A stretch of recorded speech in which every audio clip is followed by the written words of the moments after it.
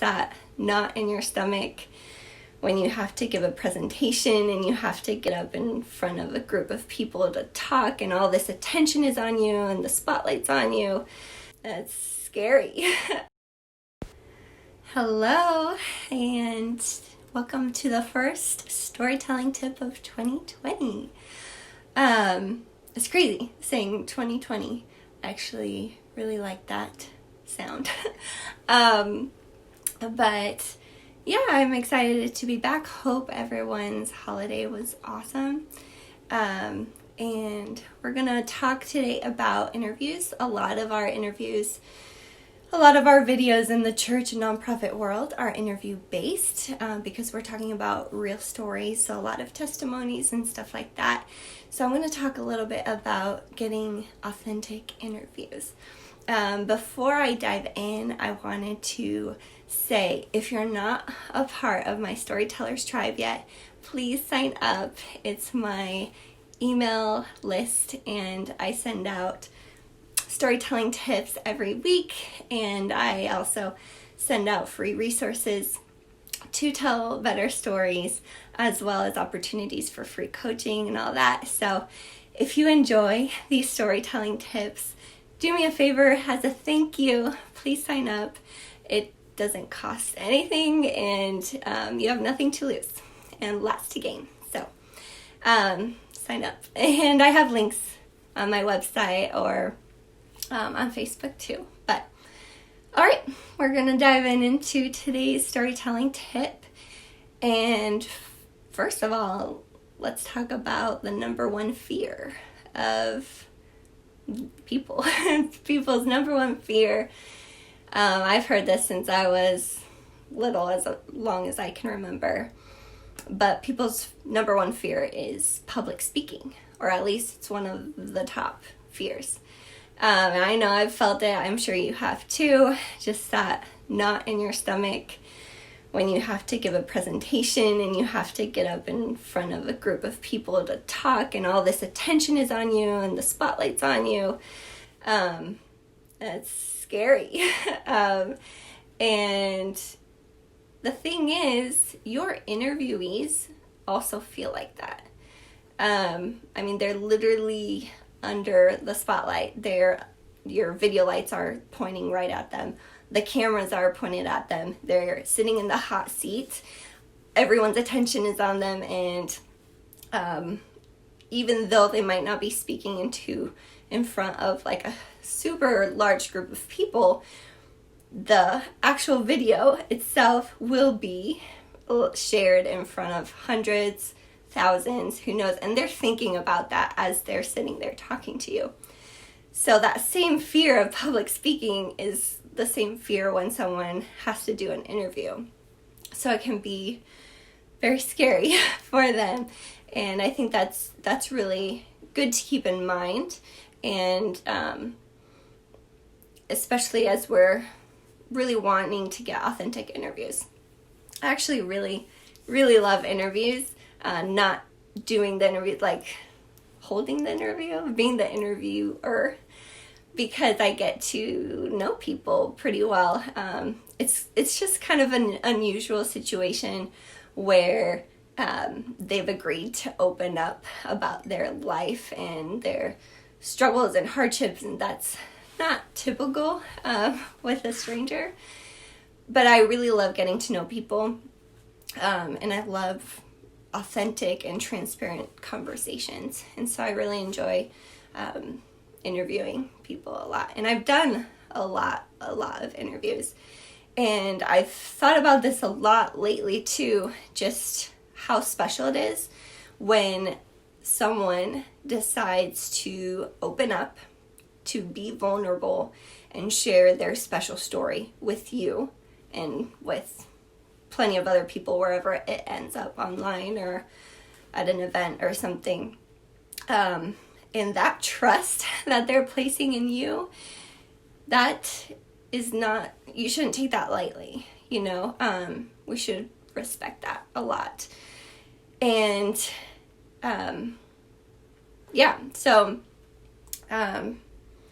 I think everyone wants to be able to have authentic interviews, because an authentic interview, I mean, interviews, especially what we're talking about with the videos we're talking about, they're the meat of our story. If we're sharing someone's story, the interview is the main thing. It's the main story. So it's really important to have strong interviews. You know, you want them to feel comfortable. You want their body language to be comfortable and natural. You want the tone of their voice to be comfortable and natural. You want them to be able to share things that connect with the audience emotionally.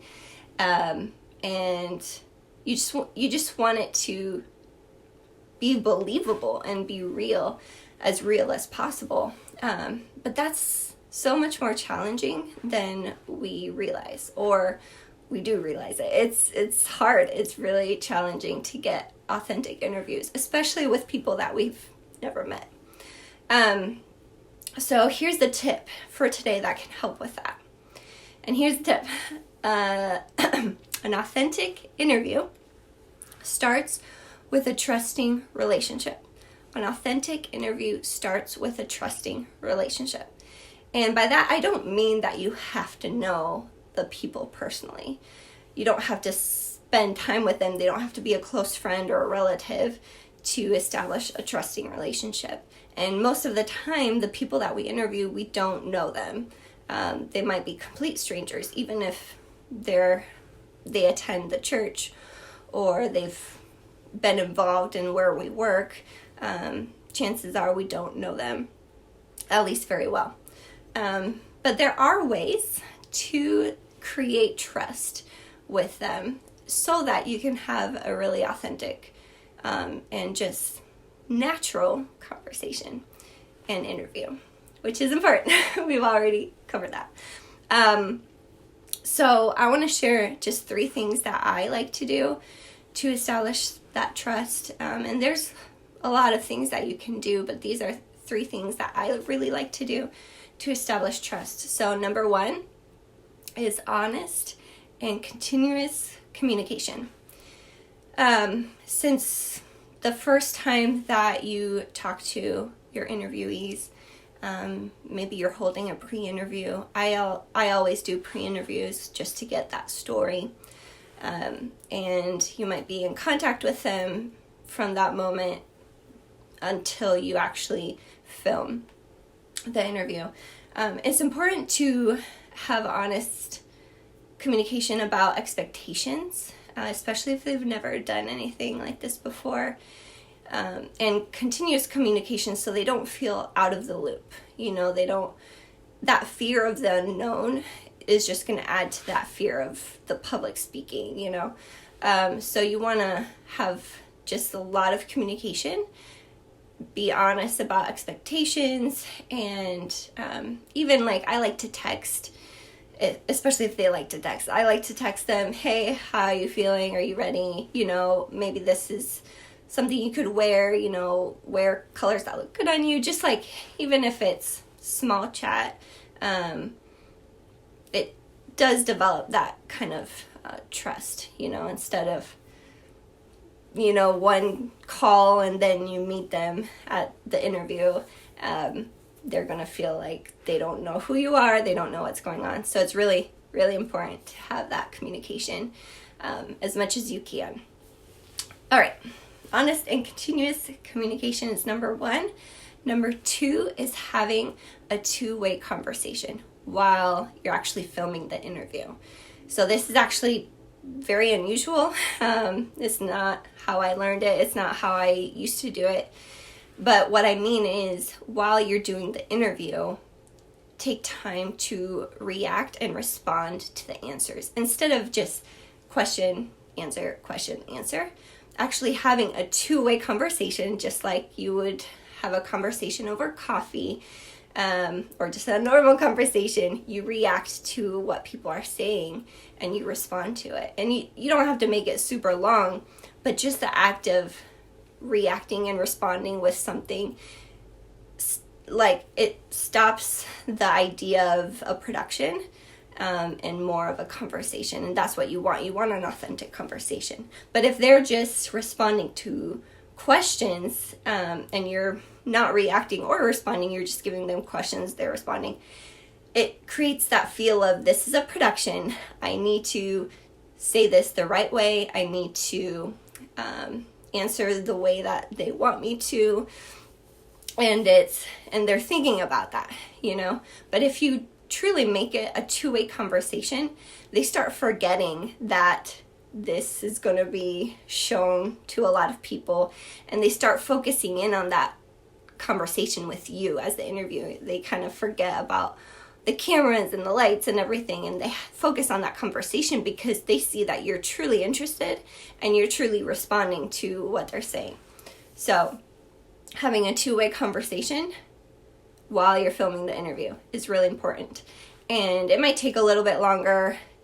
It doesn't matter. Like, who cares if it takes longer? You're going to get a way better interview, a stronger interview. It's going to be deeper. It's going to be more emotional.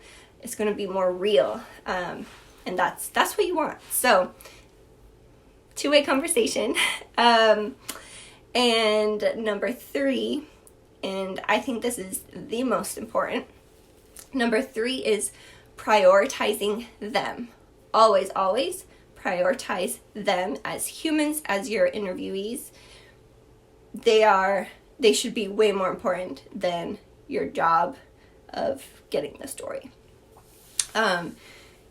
And unfortunately, I haven't always done this. I wish I have, or I wish I had. But a lot of times I would focus way more on the story. Like, it was a really cool story and I really want to get it, and it'll be so cool for my reel, or, people love this. And I was prioritizing the story. Even though it was their story, I was prioritizing the story over them as people, and, whether they might be feeling weird about it or...